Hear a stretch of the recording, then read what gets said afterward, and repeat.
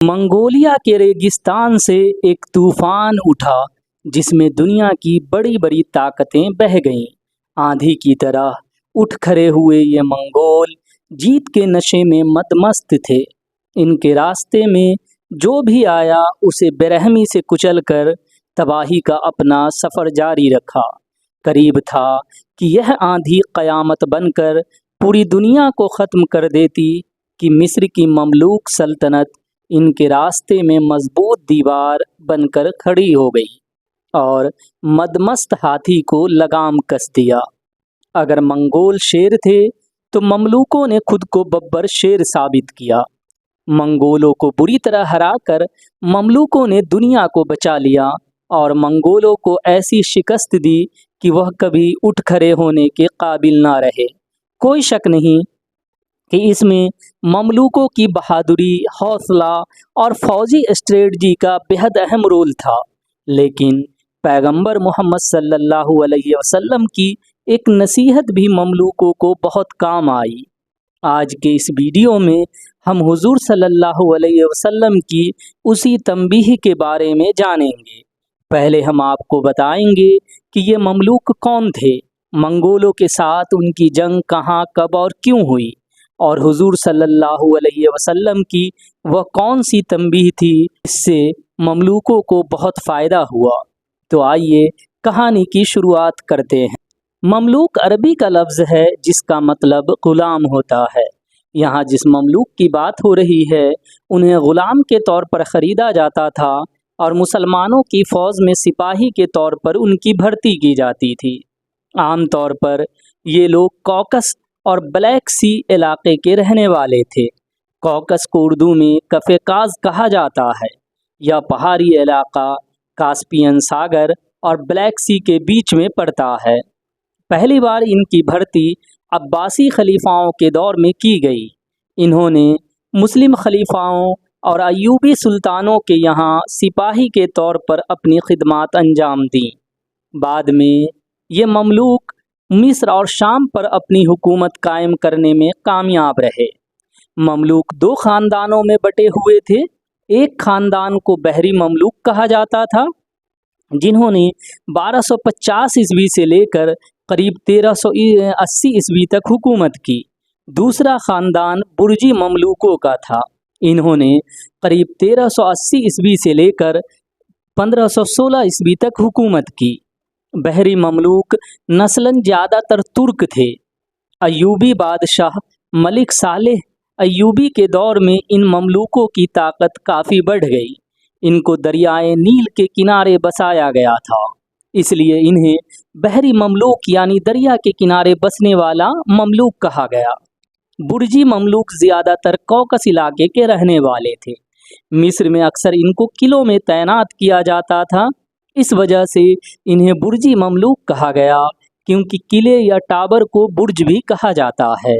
1250 عیسوی میں آخری ایوبی سلطان توران شاہ کو ان کے مملوک جنرل ایبک نے قتل کر دیا اور مملوک سلطنت کی بنیاد رکھی۔ قریب 3 صدی تک پوری اسلامی دنیا پر مملوکوں کا راج رہا۔ مملوکوں کے دبدبے کی سب سے بڑی وجہ منگولوں اور عیسائی کروسیڈر کو نکیل کسنا تھا۔ جو منگول پوری دنیا میں بھاری تباہی مچا چکے تھے، جن کے سامنے آنے کی کوئی سوچ بھی نہیں سکتا تھا، انہیں مملوکوں نے بری طرح ہرا دیا۔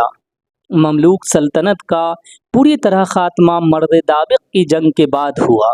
مرد دابق کی جنگ میں عثمانی سلطانوں نے اپنی نئی ٹیکنالوجی کے دم پر مملوکوں کو مات دے دی تھی۔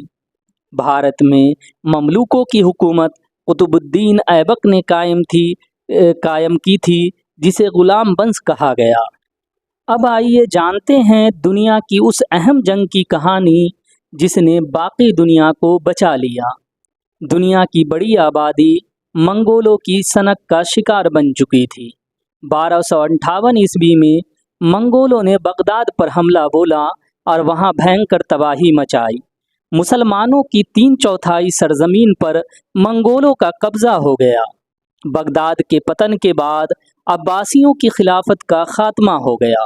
اس کے بعد ذلت، شکست اور رسوائی مسلمانوں کا مقدر بن گئی۔ عراق پر قبضے کے بعد منگولوں نے سیریا میں تباہی مچائی۔ دمشق پر قبضے کے بعد وہ مصر اور موروکو کی طرف بڑھے، جو اس وقت مسلمانوں کے آخری مضبوط قلعے رہ گئے تھے۔ اگر یہ علاقے بھی منگولوں کے قبضے میں چلے جاتے تو پوری مسلم امت تباہ ہو جاتی۔ جیت کے نشے میں مدمست منگولوں نے مصر کے مملوک سلطان کو دھمکی بھرا خط لکھا۔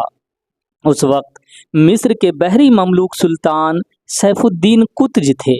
قطز نے منگولوں کا پیغام لانے والے ایلچی یا سفیروں کو قتل کروا کر ان کی لاشیں اپنی راجدھانی میں ٹنگوا دی۔ اس سے مملوک فوج اور لوگوں کے حوصلے بلند ہوئے۔ جب قطز کا جواب منگولوں تک پہنچا تو انہیں پتہ چل گیا کہ ان کا سامنا اب ایک دم الگ سلطان سے ہونے والا ہے۔ ادھر منگول آگے بڑھ رہے تھے اور قطز نے بھی تیاری شروع کر دی۔ ان کے بیچ فلسطین کے عین جالوت نام کی جگہ پر 3 ستمبر 1260 عیسوی کو جنگ ہوئی۔ اس جنگ میں سیف الدین کے کمانڈر بیبارس نے اہم کردار ادا کیا۔ وہی بیبارس جو بعد میں سیف الدین قطز کو قتل کروا کر خود سلطان بن گیا۔ یہ جنگ اتہاس کی ایک اہم جنگ تھی۔ ایک تو جب مملوکوں نے منگولوں کو شکست دے دی تو مسلمانوں کے دل سے منگولوں کا خوف جاتا رہا۔ پھر دھیرے دھیرے باقی دنیا کے مسلمان بھی منگولوں پر حملہ ور ہوئے اور منگولوں کو بھگا کر دم لیا۔ اس کے علاوہ مملوکوں نے دنیا کو بڑی تباہی سے بچا لیا۔ مسلم دنیا کو ختم کرنے کے بعد ان منگولوں کا اگلا شکار یورپ ہوتا۔ خیر، مملوکوں نے منگولوں کو لگام کس کر بہت بڑا کارنامہ انجام دیا۔ اب آتے ہیں سب سے اہم پوائنٹ پر جسے دھیان میں رکھ کر ہم نے یہ ویڈیو بنایا ہے۔ یہ چیز مسلمانوں کے لیے بہت اہم ہے۔ تو آئیے جانتے ہیں کہ حضور صلی اللہ علیہ وسلم کی وہ کون سی تنبیہ تھی جسے مملوکوں نے یاد رکھا اور وہ چیز ان کی فتح کی اہم وجہ بنی۔ حضور صلی اللہ علیہ وسلم نے تنبیہ کی تھی کہ جو لوگ اپنی زمین کے وسعت میں حملہ آور کا مقابلہ کریں گے وہ ذلیل و خوار ہوں گے، یعنی جو لوگ دشمن کو اپنے علاقے میں گھس آنے کا انتظار کریں گے اور اس کے بعد ان سے جنگ کریں گے وہ ذلیل و خوار ہوں گے اور شکست ان کا مقدر بن جائے گی۔ یہی مسلمانوں کی شروعات میں اسٹریٹجی رہی کہ وہ دشمنوں کا انتظار نہیں کرتے تھے بلکہ خود آگے بڑھ کر حملہ کیا کرتے تھے، جس سے اکثر جنگوں میں ان کی جیت ہوئی۔ ابھی امریکہ اور یورپ کے دیشوں کی بھی یہی اسٹریٹجی ہے۔ 19ویں صدی میں جب انگلینڈ اور یورپ کے باقی دیشوں نے دنیا پر قبضہ کیا تو وہ بھی اپنی آرام گاہ سے باہر نکل کر دوسرے دیشوں میں گئے تھے۔ حضور صلی اللہ علیہ وسلم کی اس تنبیہ کو دھیان میں رکھتے ہوئے مملوکوں نے منگولوں کے مصر آنے کا انتظار نہیں کیا بلکہ انہوں نے یہ طے کیا کہ ہم خود آگے بڑھ کر منگولوں کے سیلاب کو روکیں گے۔ سیف الدین قطز نے بیبارس کی قیادت میں اپنا ایک ہراول دستہ فلسطین کے غازہ شہر بھیجا۔ بیبارس نے وہاں کچھ منگول فوج کو شکست دی۔ قطز کی مین فوج ان کے ساتھ فلسطین کے ساحل کی طرف عین جالوت کے مقام کی طرف روانہ ہوئی، جہاں منگولوں کو اتہاس کی سب سے شرمناک شکست کا سامنا کرنا پڑا۔ عین جالوت کا علاقہ اب اسرائیل کے قبضے میں ہے۔ یہ وادی یزرعیل میں پڑتا ہے۔ دوستو، اس کے ساتھ ہی یہ سٹوری ختم ہوتی ہے۔ یہ ویڈیو کیسا لگا کامنٹ کر کے بتائیں۔ اگر ویڈیو پسند آیا ہو تو اسے لائک اور شیئر کرنا نہ بھولیں۔ ساتھ ہی ہمارے چینل پر نئے ہوں تو اسے سبسکرائب کر لیں اور بیل کے آئیکن کو بھی دبا دیں تاکہ ہمارا نیا ویڈیو آنے پر آپ کو پتہ چل جائے۔ پھر ملتے ہیں نئے ویڈیو کے ساتھ، تب تک کے لیے خدا حافظ۔